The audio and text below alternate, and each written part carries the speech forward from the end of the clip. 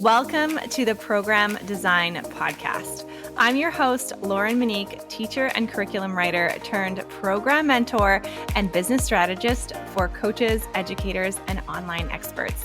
Whether you're looking to create your first ever group coaching program or scale your current offer for more freedom, revenue, and consistent income, this is the podcast for you. Here you'll find practical strategies and encouragement mixed with a bit of manifestation and intuition to help you grow and design a program you absolutely love.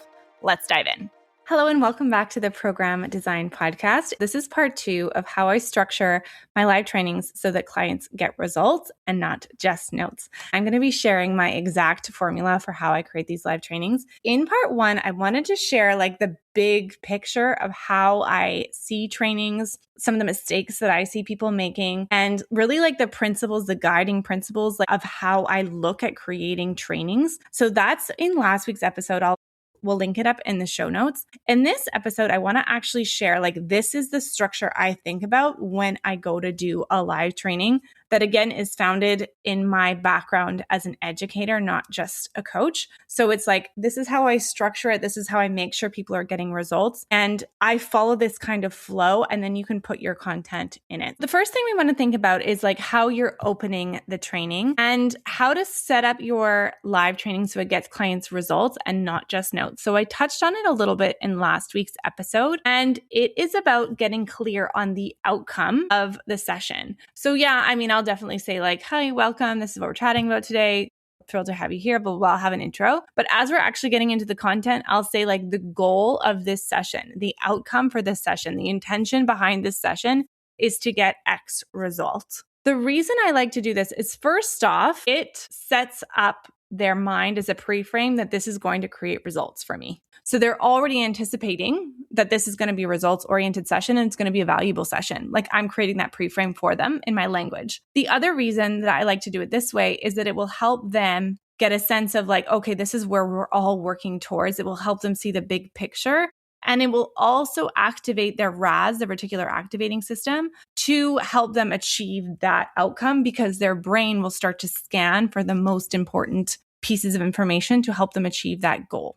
The other thing that I like to do here is, maybe we're all working towards the same outcome and cool, we'll just leave it at that. Sometimes though, if I am working with somebody new, it depends. Sometimes I'll add this, sometimes I won't. But sometimes I like to say and I would love for you to set your intention or your goal or your outcome, whatever language works better for you. I usually say intention. Your intention for this call or this training, because it will help them achieve their goal and the result that they are after too, because they might have a slightly more nuanced or a slightly different version of my outcome. They might have the same one that I'm setting out to have, or it might be different. And then I would use a feedback loop and say okay, tell us what is your intention today? What are you looking to get out of this training session? That's the first thing. So it's really setting the scene for, this is outcome training, result oriented.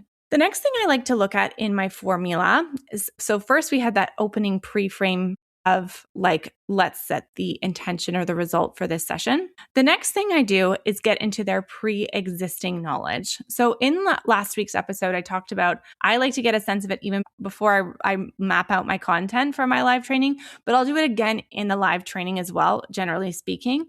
And so this question is how I start the training, and it really dictates how I teach it or what kind of content I might deliver. So I want to ask some sort of question that gets a sense of where people are at now. So I might say something like, what have you done before on this topic? What have you learned so far on this topic? What challenges do you have on this topic? What is coming up for you? What's going well? What's not going well? I want to ask a few different questions that kind of elicit where are they at with this? Is it going well for them and they want to do better? Have they never heard of this concept and don't even know what the word is? Have they tried, maybe they understand it intellectually, but they haven't integrated it? Where are they at with the concept that I'm going to be covering or delivering on? And that will dictate where I want to go with it, because it's really different. Even their level of awareness. If there's somebody who understands the concept, has tried to integrate it, and is stumbling for some reason, they might understand it intellectually. You're going to need more time to dive into maybe some of the beliefs that can stop you from integrating. versus someone who's never heard of the concept before, never tried it before, never tried integrating it, has no concept of what this even means. You're going to start they don't have the same level of awareness that will dictate how you go move through your content. So you want to get a sense of their pre-existing knowledge, awareness, beliefs. And I always like to ask that at the beginning of my trainings because it helps me really get a sense of the people who are in the room. The next part of my framework is I share the why. And this one I used to miss, and I notice a lot of people miss, is they just get right into this is how to do it because that feels most valuable.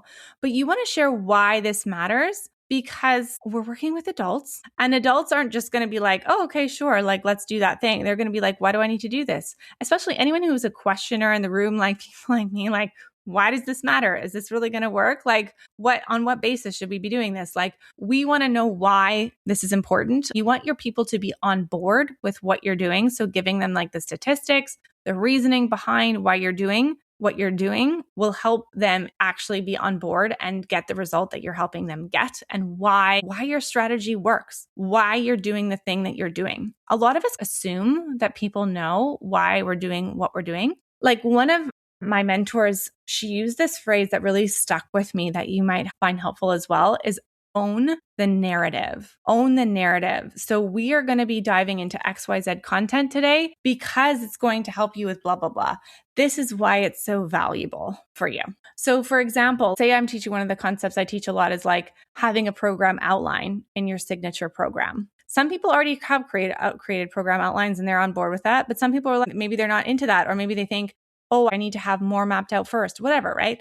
And so I want to own the narrative and say the reason we want to create a program outline first is that will help you create results, that will help you give you a driving direction. We don't want to dive into your videos first because we want to have a guiding plan of where you're going. Then you can develop your mini result milestones. Then you can develop your lessons. Then you can co-create with your people. Then you won't get stuck in rabbit holes of going down deep dives when you don't have a clear direction of where you're going. That's when you're not winging it. Like I can give all sorts of reasons, owning the narrative of like, this is why we're working on your program outline. And then we get into, okay, here's how to create your program outline. So you want to have the why it matters. The next thing we're looking at is how to actually deliver the content. So a lot of times we dive right into content, right? But this has happened after all my pre-framing, basically. So we're not just delivering the content, you deliver the content and then you provide a way for people to interact and engage with the content. So you might have like the actual content, which is what people think about when they do a live training. Like these are your slides where you teach the thing,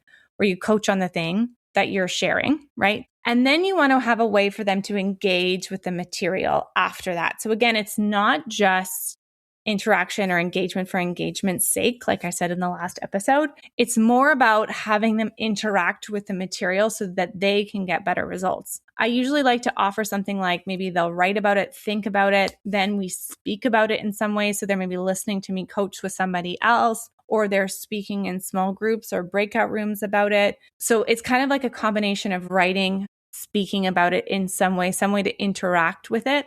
Of course, throughout, they're going to be asking questions. I might have a Q&A period as well, but I want to make sure that I have an opportunity for them to actually engage with what I'm training and not just listening and taking notes. So the content delivery is like content itself and then interaction with the content. And then the last piece, which we chatted a little bit about last week, is we create the action plan and the wrap up. So I want to give people the opportunity to actually check in and create that plan for how they're going to integrate the material. Usually that's like maybe the last 10 minutes. It depends on how long the session is. And usually they're going to be writing about it, not usually speaking to someone else. Like write about it. How are you going to take action on this? And if you get stuck on what your action, how you're going to integrate this material, let me know and we'll chat through it because I want them to have something specific that they're walking away with that they can take action on later. So that's the last piece of it. And here in that action plan, I also like to add in another one of my feedback loops, which we chatted a little bit about in last session, is I like to ask people like, what was one of your takeaways from today's session? And the reason I like to think about takeaways is it helps people scan their brain, their notes, their mind from the whole session to pick out what was most helpful for them. So it brings it up and it's fresh in their mind. So it helps them scan for information and helps them notice it was valuable and what was valuable for them. And it also gives you a feedback loop of, oh, they found this valuable or this stood out to them or something that you weren't even anticipating was really helpful. So it gives you that feedback as well. So I always close with an action plan if I'm doing a live training and possibly takeaways as well. So let's recap. Like in the previous episode, I dive into all the ways to think about this, but I wanted to show you like literally the breakdown of my formula for this. So the first thing is we're doing that opening pre-frame. This is the outcome for today. We do that pre-existing knowledge and awareness, beliefs. Where are you at with this? We're sharing why it matters, why we're going to be actually doing this thing. Here, I might say, what are you hoping to get out of the session? Or I might do it at the beginning when I'm telling them, like, this is the outcome for the session. They might do it then, or we might do it after why it matters. Then we go into the actual content delivery itself. So you're actually doing like, this is your teaching or delivery, and then you're offering people the chance to integrate with a material, like writing about it, making a plan, brainstorming, chatting with the person next to them, chatting in the chat, chatting with you, breakout rooms, like giving people a chance to actually integrate and how they're going to make this useful for them. And then you finish with your action plan so they can think about how they can take action. After, one thing I didn't mention is when we think about like them interacting with the material, that might also be when I do a Q&A as well. So anything they're getting stuck on, things like that, maybe after the breakout room or before the breakout room, I'll do some Q&A and make sure that they're really on track with it. And then we finish and close with the action plan. So I would love to hear if this was helpful for you. If you are thinking about doing a live training, let me know. And as always, if you found this useful and you're like, oh, I'd really like to do more of this in my actual group program, whether you're starting a group program or you're scaling your group program, I would love to support you.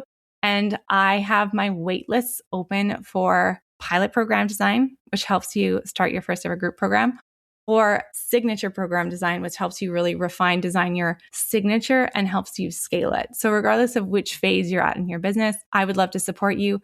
You can send me a message on Instagram saying waitlist, and I would be happy to add you to the waitlist so that you can join those programs the next time that we open the doors for them. So you can send me a message on Instagram, laurenmonique.business. Would love to hear from you, and I'll see you on the next episode of the Program Design Podcast.